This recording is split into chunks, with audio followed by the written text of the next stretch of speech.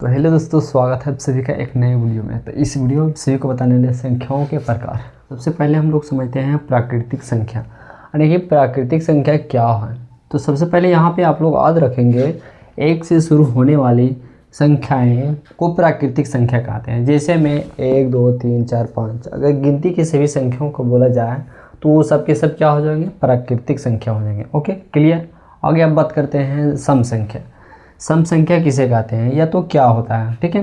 तो समझेंगे, 2 से विभाजित होने वाली संख्याओं को यानी कि सम संख्या कहते हैं। जैसे में 2 4 6 8 10 12 14 16 18 इस तरह से हो जाएगा। ये क्या हो जाएगा, सम संख्या हो जाएगा। उसी तरह से इसका जस्ट अपोजिट क्या हो जाएगा, विषम संख्या होगा। देखिए यहाँ विषम संख्या किसे कहते हैं, 2 से विभाजित ना होने वाली संख्या, यानी कि 2 से भाग ना लगने वाली संख्या को क्या कहेंगे, विषम संख्या कहेंगे। Okay, clear. पूर्णांक संख्या। पूर्णांक संख्या किसे कहते हैं, धनात्मक, ऋणात्मक और शून्य को पूर्णांक संख्या कहते हैं। जैसे में फॉर एग्जांपल पे यहाँ पे देखेंगे हम लोग -3 -2 -1 और 0 और 1 2 3 4। ओके, तो ये सब क्या है, यहाँ से यहाँ क्या हो जाएगा, धनात्मक हो जाएगा। यहाँ से यहाँ शून्य हो गया। ओके, अब ये यहाँ से यहाँ क्या हो गया, ऋणात्मक हो गया। ओके, तो इस तरह से आप लोग याद रखेंगे।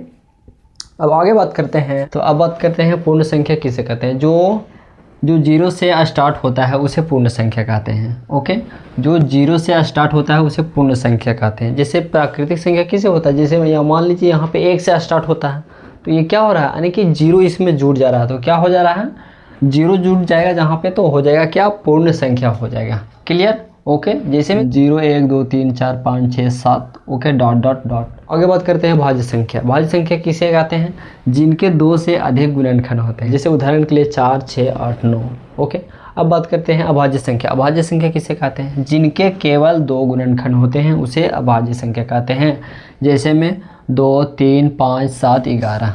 ओके, अब बात करते हैं सअभाज्य संख्या, जिनका HCF 1 होता है। जिनका HCF 1 होता है, उदाहरण के लिए 5 और 7 हो गया, 2 और 3 हो गया। ओके, अब बात करते हैं परिमेय संख्या। P/Q के रूप में लिखी जाती है, यानी कि लिखा जाता हो तो उसे क्या कहेंगे, परिमेय संख्या कहते हैं। जैसे में 1/2 3/4 5/6 होता है।